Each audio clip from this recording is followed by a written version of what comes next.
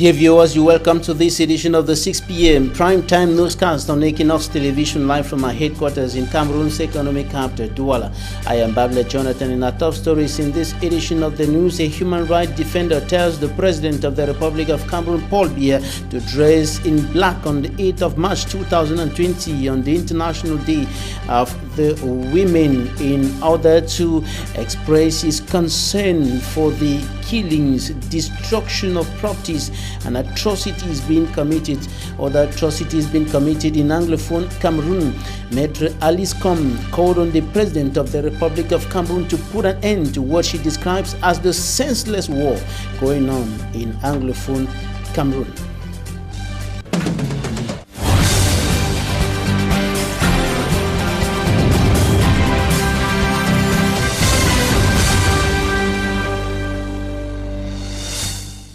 Thanks, dear viewers, for joining us in this edition of the news. The mothers of the nation in the Republic of Cameroon are saying enough is enough.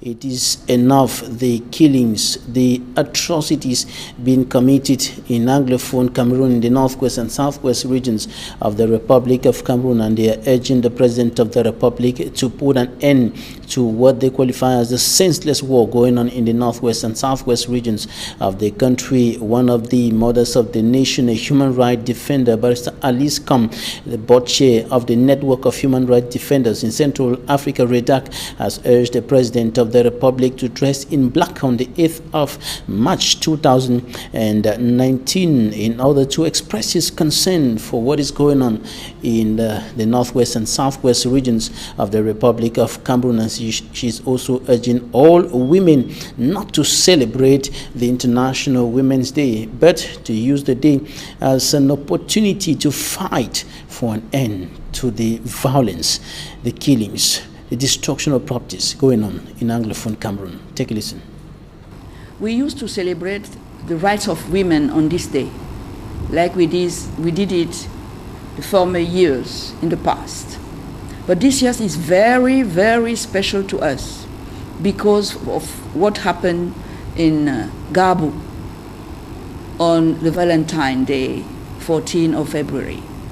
We use this occasion to remind everybody that the mother of the nation is crying, is mourning, has a deep concern about all this blood, all this bloody day, and was to take the occasion of this March 8th to cry loud and to tell our president that enough is enough. We don't want this war anymore. We don't want to bury our children every day, every single month. We don't want this war. We want him to stop this. Today the mothers say, Mr. President, listen to the mother of your country. Don't wait for people outside, abroad, to tell you that your house is burning, your people are dying. Please stop it and do something. Please wear your black yourself on that day for all your compatriots who died on this day, all your children who died on that day. Do something. This is why, for us, because of this death ceremony, we will wear black clothes on that day. And we invite everybody, every parent, every uncle, every dad, every brother, every uncle to join us, to wear this black, to say we are mourning, we have lost ours, and that must stop.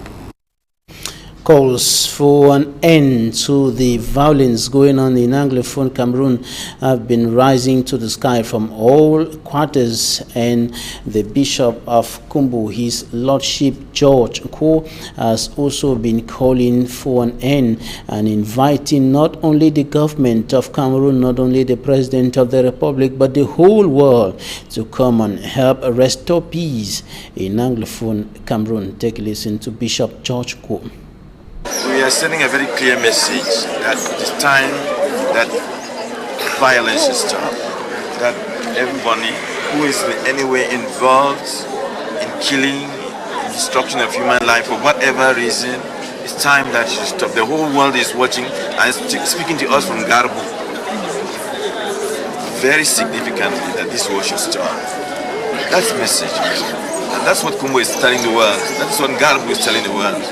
that children have suffered enough. The world has seen how children have been murdered recklessly and brutally and in most human way. And that is what we're inviting the world to help us to bring about peace in our land. It's a crime to have.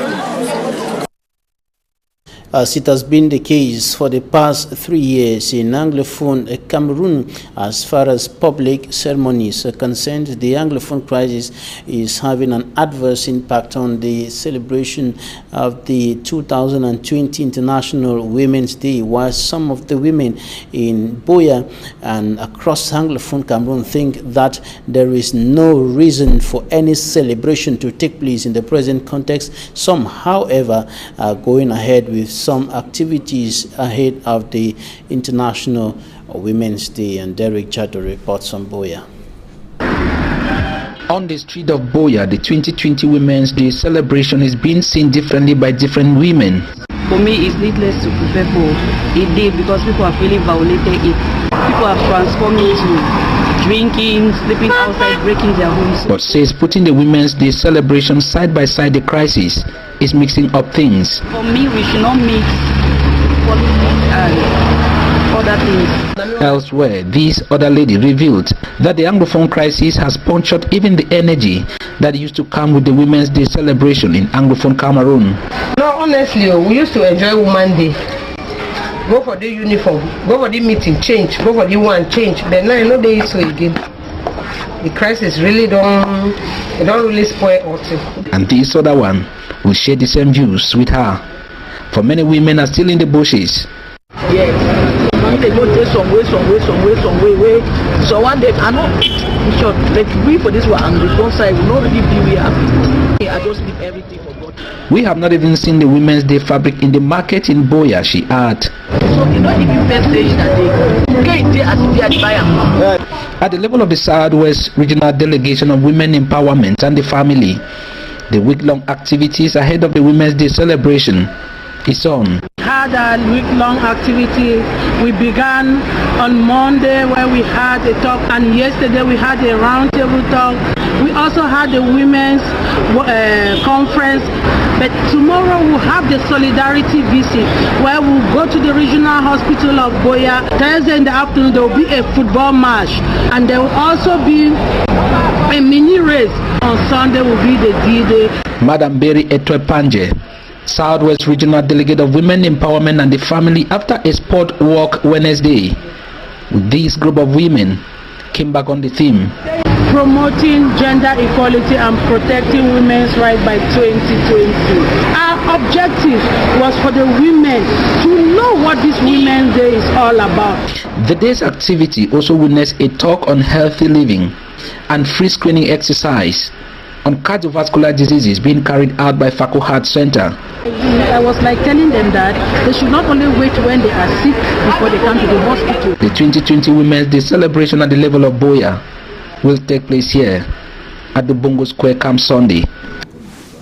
It is being described as old wine in new bottle, referring to the pioneer city mayor of Kumba in the Meme Division, Southwest region of the Republic of Cameroon, Victor Kelengo, who was the government delegate to the Kumba City Council, was elected with 38 votes out of 72. Smanjik and Gabriel has more. After spending 10 years as a government delegate of the Kumba City Council, Victor Kelengo returns as a pioneer city mayor of Kumba. The event that was supervised by the senior divisional officer for Meme, Ntundong Shambalen, met with stiff opposition from the councillors who denied that the name of the person chosen by the Central Committee of the Cameroon People's Democratic Movement should not be read. It was therefore a contest between Victor Kelengo, Gregory Mewanu, and Ekoko Mwele Stephen. All three had time to assure the councillors what they will do if voted as city mayor. I have just this message of peace and development for the Kumba people. I am ashamed of the Kumba city, whether we call it a city or a town or a village. For the past 30 years, I've had all the experience about the face of this city. The extra say enough is enough, and I think enough is enough. Kumba needs to move forward. It has been stagnating for quite a while. Greg Mewanu will do that. I want to tell you, it is better to deal with Gokele Edebu than to deal with an area you don't know. At the end of the voting exercise, the vote count that ensued saw Victor Kelengo picking up 38, seconded by Gregory Mewanu with 31 and Mwele Stephen 6 votes out of the 72 voters. I'm going to have a lot of monies which I never had as government delegate, because to realize projects, we can talk, all the politics we can talk when it's campaign time. But in reality, the city council hadn't the money to realize what it was supposed to realize. But now we hear of 15% of the national budget going to the city council and the other councils. So we expect to have these projects, this money come to us, and then we do the work. As the city mayor of Kumba, he is praying for better days ahead. The financial difficulties the city council had, we don't hope to have that. If we had that up to now, I wouldn't have even thought of coming back. Victor Kelengo is going to be assisted in the position of city mayor by Madame Ebanja and Sako Maximilian as second deputy city mayor.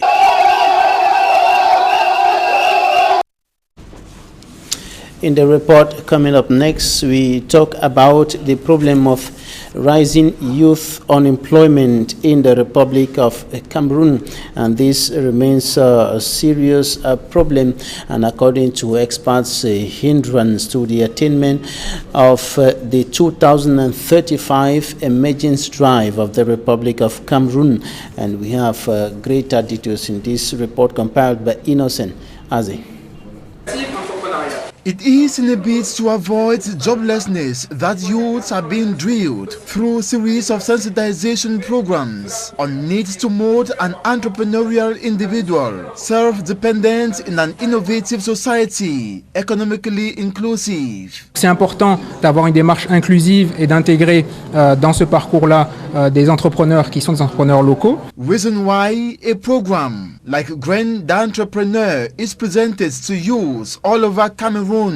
This program enhances entrepreneurial sensibility in the school milieu. Il y a beaucoup de dessinateurs au Cameroun. It proposes drawing and painting domain, for instance, through a creative mind, which are hardly exploited, whereas could bring an individual change and foster economic development. Que ce type de projet soit pris en compte par le système d'éducation nationale. There is hope this program impacts lives of youths sur leur vie. Apart from encouraging entrepreneurship in schools, government is expected to do more to enable the young entrepreneurs realize their goals. Il faut par la suite que the Ministry of the Economy, Ministry of Small and Medium-Sized Enterprises, and the others accompanying local enterprises, he suggests, should put in place specific programs to finance youth initiatives. Et c'est l'esprit entrepreneurial qui est important.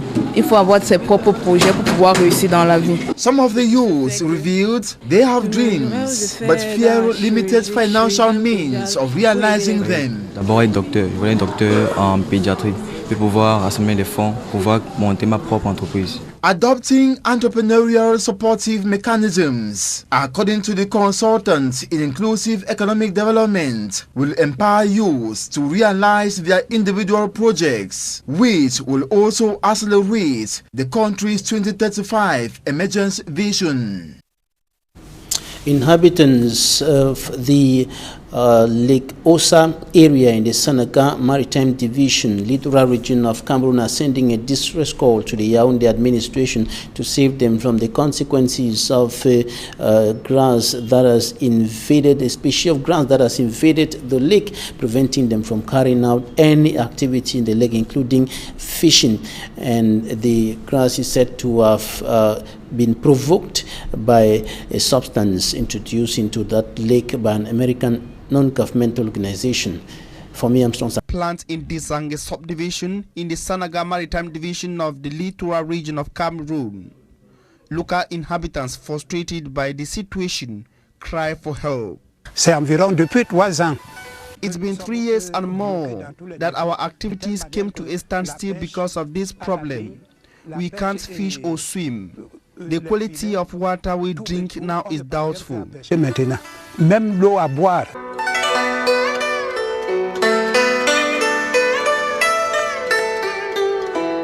Antoine Jum, 33-year-old, has spent his entire life at Lake Osa, feeding his family from fishing and other primary activities around Lake Osa.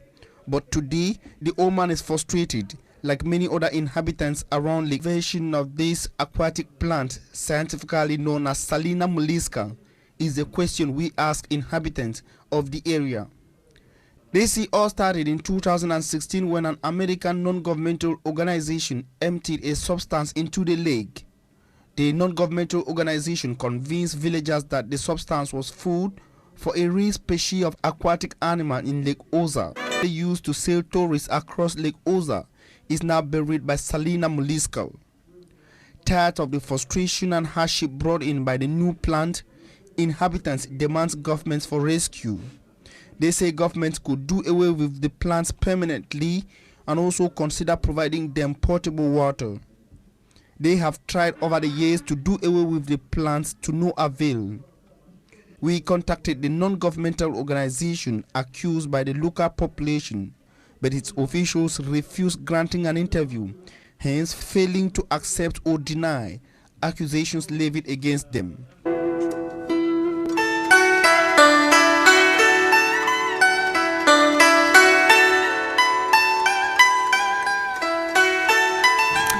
And before we proceed to the second part of this newscast, we should indicate that the election of the city mayor of the town of Douala is still ongoing. It was postponed yesterday following some internal misunderstandings within the ranks of the Cameroon People's Democratic Movement, CPDM political party. And of course, this political party produced two candidates who were going in for the post of city mayor of the town of Douala. And the two candidates, one of them was chosen by the hierarchy of the party, notably the Central Committee, and the other, Lengue Malapa, former mayor of the Douala 1 municipality, also tabling his candidacy and insisting to go in for the race for the city council or the city mayor of the town of Douala. The election is still ongoing, and we're hearing that Lengue Malapa has dropped his candidacy after pressure from the hierarchy of the party, and we'll be giving you the name of the city mayor of Douala in our subsequent news editions. Talking Point is up next.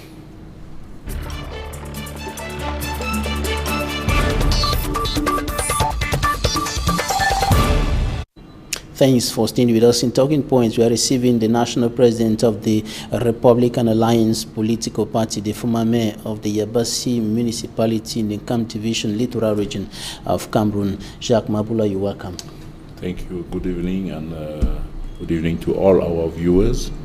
I'm very grateful to be invited on your program. Calls are coming from all quarters. Everybody calling on the head of state to put an end to what is qualified today as the senseless war, the killings, the destruction of properties going on in the northwest and southwest regions of the country. But of course, apparently not falling on the right ears, for the situation has continued, or because the situation has continued deteriorating for the past 3 years. What do you think about the calls that are apparently not being heard according to some civil society leaders? You know, you had to accept the truth to become free. The truth is that in a nation, unless you are the regular army, you have the right to take weapon against a danger. What happened at the beginning of this crisis, I said before, non-violence speaks louder than weapons. I called to my brothers and sisters of the Northwest and Southwest at the beginning not to go for a war option because it will be a big bloodshed. I know they are not trained in doing war. They are not trained in resisting against a regular army. Those who call those civilians who take weapons did not help those guys to stay alive. Actually, it's with tears I'm looking after the Northwest and the Southwest, because daily we are losing a lot of people, child, women, and so on, people that were not aware of what they were going on. Today it's time to say enough is enough. But the other politicians, including people like the National Chairman of the Social Democratic Front, John Frundi, including people like Justice Paul Abine, and many other persons, John Dennis, Kawala, will tell you that the guns came in as a response to guns, as a response to violence from forces of law and order, from military officers. Look, as far as you are armed, you are no more a civilian. You must notice that. Even someone enter your house with a gun, you have cutlass, you have anything, you have to defend yourself. That's what they call self-defense. At the beginning of the crisis, as I said, we should have stopped this earlier. And now it is time for everyone to come as one people, go towards those civilians, those amber boys, and pray them to drop down the gun and give a white flag announcing they are ready for peace and dialogue. We cannot discuss with an army holding guns in the arms. It is not possible for the army to drop the gun while the amber boys are still armed.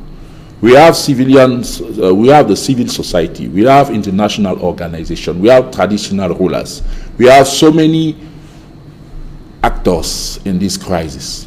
I think it is time to bring out a neutral force that can face the amber boys and discuss with them for a ceasefire immediately. Because as far as they will be holding arms, the army will be going on doing this dirty war, this useless war, and this painful war. And I say, only the truth shall set us free. It is not the time for us to bring division in our nation in terms of this is guilty, that one is not guilty, and so on. The truth is that we need to discuss an inclusive dialogue, an inclusive, peaceful exchange one to another, so that we can face the future with trust and confidence for a peaceful nation. I will tell all the amber boys, try your best. It's never too late to come to the reason. It's never too late to have reason. It's never too late to drop down the guns. The only way for this crisis is that the amber boys take a resolution that they are ready to drop down the guns and go for inclusive dialogue in a period of time, a very short period of time, because every day we are losing so many people and we cannot bear that anymore. And those who are standing for cessation are asking for a negotiated settlement, for the arms to go down, a negotiated settlement. What do you think about that? You know, secession is just someone thinking that Father Christmas exists. This nation will never have secession. Before doing politics, you need to have a minimum training in strategy and operational action in politics field. Ignorance is not an advantage. Those who decided to go for secession have no training in politics. You can go even in America, even in Europe, you can go everywhere. The international community will never allow secession in this nation. Then, therefore, what do? We come back to the reason, we keep on going in a crazy engagement. People like Professor Willie Brott think that what you're saying is impossible. It's possible in international law based on the principle of self-determination. Then they know the price to pay. If the price for them is killing all these young guys, having no formation, no training in politics and war, because war is the only option to go for secession. And they should be ready to be stronger than the government and the international community, because don't believe that the government of the Cameroonian government is alone in this battle. Who is financing the war? It's the partners of Cameroon, because they don't want that. When you are destroying CDC, you are destroying so many companies and so on. Do you believe it is useless? Those companies are useless companies and so on? Is all that prove that they are not politicians? All right. Many are saying that the head of state has the yam and the knife in his hands and can put an end to all this. What can he do? You know, when put an end to this? When my child sleep outside, for me to forgive, to give him my forgiveness, is when he knock at my door and say, "Papa, I'm coming." I may be angry, but I will open the door because he's my child. The first step the Amber Boys have to do is to knock at the door and say, "Papa, we are back. We are ready for discussion. We are ready for forgiveness." That's the only thing to be done, because Cameroon is one and indivisible nation. We need that as quick as possible so that we can rebuild all these destroyed villages. We can bring trust in our governance, and we can think about the future with confidence, trust, and safety. What if the child does not come back? Should the father kill the child or go looking for the child? That is, if the child doesn't come back, that is not the question. If the child continues challenging the father, then the father should kill the child? Absolutely, because it is a matter of life and security. That's the thing. You have to respect the institution. You have to respect those governing our nation. You have to respect what the common knowledge are requiring from you. That is, you come back at home and say, "We made an error. We need to discuss, because so many lives are concerned actually. We need peace to be back at home." I think we can imagine civilians without arms, but we cannot imagine an enemy without arms. That's what Cardinal Tumi said. And he went further to say that the army should have their arms, but they should go back to the barracks. It's their duty and their mission. Their duty and their mission is protecting the integrity of our nation. Their duty and our mission is making our country be safe, from the north to the south, from the east to the west. And nobody can discuss that. Even you go in Europe, even you go in America, as far as the integrity of a nation is concerned, the only corps of the nation that goes out is the army. And now, if you don't know that, you are not a politician. As far as you say, "I'm going for war," then you should be prepared for war. All right, let's talk something else now. I saw a picture of you on the social media with the new mayor of the Yabassi municipality, the mayor who is taking over from you, and you were presenting him to the people. What message were you sending across through that picture? The message is that our institutions, our republic must be respected. In the past year, we have been used of mayors, incoming mayor and outgoing mayor, becoming enemies. They never pass service one to another, and they even don't support sitting together. I want to say to the coming generation and the actual generation that an election is just a party, it's a game. After that game, you should respect who the winner, and you should help him having on the files, all the files of the council. You should help him continue building the city, because the city he's building is the city for your child, for your son and your grandson and the next generation. So you should work hand in hand so that the days to come you can have a good and better society. He's not an enemy, he's a brother. We are all from Yabassi, and I wish him success, luck, and prosperity, because he's building our council. Above the election, above the individuals who win or who did not win, there is the interest of the people, the interest of the community. That is the main concern of politics. Politics deals with the welfare of the citizen. A politic that doesn't take in consideration the welfare of the citizen is not politics. It's just how can I say that, selfishness, because whenever you get engaged in politics, You have to think daily, even in the night, how to process good politics so that your population and your citizens will become proud of you. That's what brought me in politics. All right. The mayors have been elected already, the city mayors also, but for the town of Douala, where the election is still ongoing, and the election was postponed yesterday because of some infighting within the CPDM. What do you think about this heavy arm of the hierarchy imposing candidates during elections? There's a candidate who was imposed by the Central Committee, and there's another candidate, the mayor of Douala one, who was also standing as candidate, and this caused the election to be postponed. Should the party happenings within the party be decided from the top always? No, I think that is one of many reasons I resigned from the CPDM. The CPDM is no more a democratic party. The CPDM is just a headquarters of few individuals deciding for the people. When you say Cameroon Democratic that also happened with the Social Democratic Front in the Douala 3 municipality, where the party officials came with the name of a candidate for the seat deputy mayor, I think so, and another candidate stood up still within the party, and he finally won the election. That's why I'm telling our generation have to challenge those people. Why? Because those people, those leaders have the bad habits of the unique party.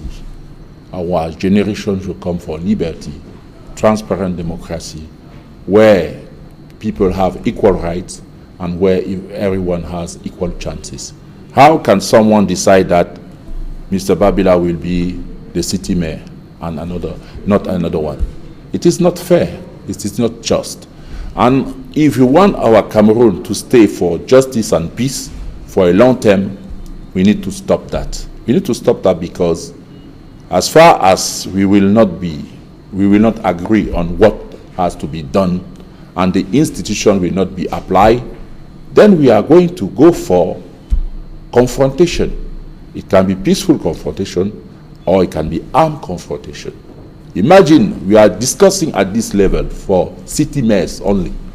Imagine the case there is a vacancy at the head of state. How do you believe those people can behave?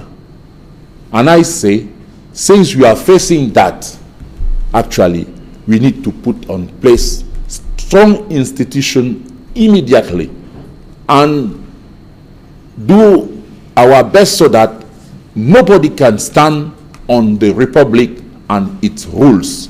There is no exception for few individuals. You cannot be stronger than the republic. The republic is the respect of institution because republic deals with equal chances and equal rights.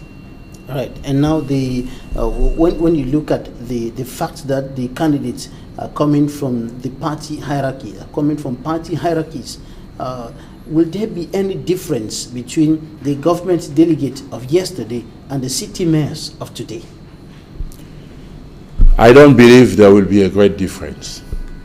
There will not be great difference because the man invested by the CPDM Committee Central, as we call, will be accountable from the Committee Central, not from the people. Not to the people. That's why I'm telling we are going on for effect decentralization.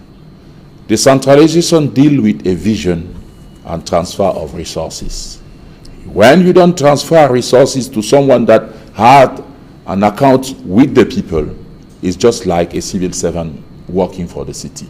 And if the city mayor is just a civil servant, I say the decentralization is a failure. And I wish the President of the Republic to come back immediately for strong institution so that tomorrow Cameroon can stand like a solid building, a solid nation facing other nations, because there is trust between all the citizens and there is trust between the citizen and the governance. That's why I'm telling we have Mr. Paul Biya, our President of the Republic, has a great responsibility in the survival of our nation. And if he doesn't stop that immediately, I think those people going for fighting within the CPDM will surprise us if tomorrow is no more there. And I don't want that for our nation. After the election of the mayors and the city mayors, what next as far as the implementation of the code on the decentralization process in Cameroon is concerned? What should the people expect? The next step is building hope, bringing back confidence in this nation, because all the Cameroonians want one thing. Either we go for prosperity now, either they leave. And I don't want our youth to leave, because we need this youth to build this nation. We don't want our population to going for desert, sea and ocean and so on, fighting to survive abroad. We need people that can bring back jobs, creating hope, growth, and bringing back trust in our nation.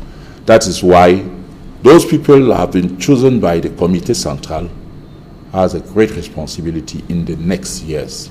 If they don't bring back hope and confidence in the nation, they will be responsible of what will be going on by the days or the years to come. Jacques Mabula, National President of the Republican Alliance Political Party, thanks for coming. Thanks, Mr. Babila. And before we wrap up this edition of the 6 p.m. Primetime News, this latest news streaming in right now, Mbassa Din is the new or the pioneer city mayor of Cameroon's economic capital, Douala. He won the election with 235 votes against 25 votes for his immediate challenger, Jean-Jacques Ekindi, National President of the Progressive Movement Political Party. And that's it for this edition of the Primetime News on Equinoxe Television. Thanks for staying with us.